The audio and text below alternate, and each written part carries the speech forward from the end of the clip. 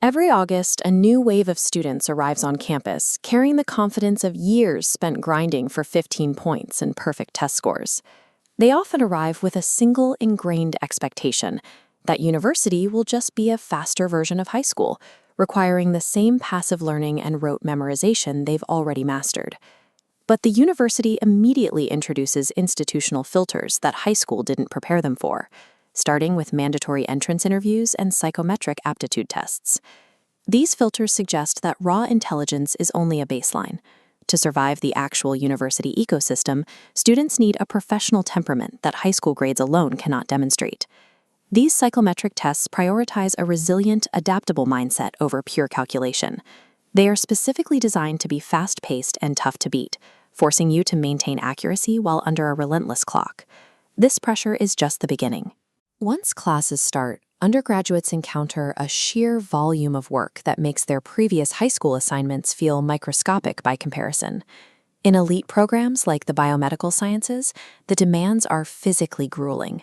Students describe a hectic, strenuous environment where they are lucky to get 6 hours of sleep a night between lab sessions and difficult exams.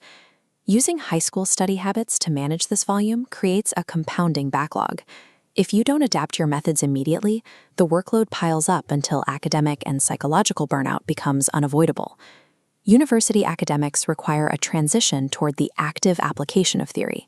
You are no longer just repeating facts, you are integrating them into complex, real-world scenarios. Social work students, for example, are pulled out of the lecture hall and into fieldwork placements. They have to navigate messy human environments and resource constraints where the correct answer isn't in a textbook. This chart maps the dual requirement of university assessments. You must work as quickly as possible to finish the exam without sacrificing accuracy, a balance that many students find impossible to maintain under pressure. This is where the procrastination trap becomes lethal. Because university tasks are complex and compound over time, what isn't started today literally cannot be finished tomorrow once the next wave of assignments hits. In this system, chronic mental overwhelm isn't an accident, it's a structural reality. To manage it, you need an active defense strategy for your mind and your body. That strategy starts with physical readiness. Your cognitive endurance during a 3-hour exam is directly tied to how you've treated your body in the weeks leading up to it. A diet of high-fat foods, alcohol, or cigarettes creates a physiological sluggishness. When your body is compromised, your brain lacks the fuel to perform at its peak during high-stakes testing. Survival requires the discipline of a professional athlete, consistent sleep cycles, constant hydration, and strategic nutrition, like a breakfast of porridge and a banana, to maintain focus. If you treat your physical health as an afterthought, you are effectively handicapping your intellectual ability before you even step into the exam room. Resilience also requires a psychological shift. You must move away from the expectation of flawless grades and accept that you will eventually face an academic setback. When you fail, you have to ask why analytically. By diagnosing the specific cause of a setback, you can optimize your future performance rather than spiraling into a negative emotional state. Sometimes the most productive move is to stop. Tactical disengagement, stepping completely away from your desk, is a necessary tool to prevent total mental exhaustion.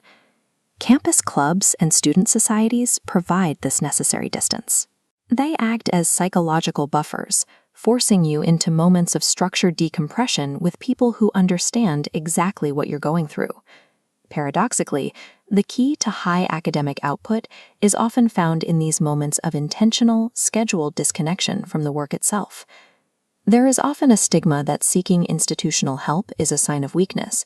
In reality, the most successful students recognize when they are overwhelmed and act on it. The university is built with an infrastructure designed to intercept and stabilize students who are struggling. This network of support, from counseling and advisory services to the chaplaincy and the Disability Resource Center, exists to provide logistical and emotional stability when the pressure becomes too much. Ultimately, a successful university transition is defined by your ability to aggressively leverage this entire campus support network to help you thrive.